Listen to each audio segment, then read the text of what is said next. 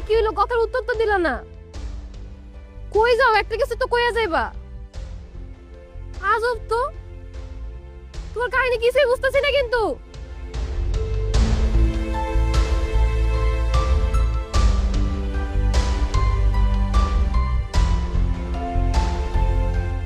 কিরে, খাস না কেন?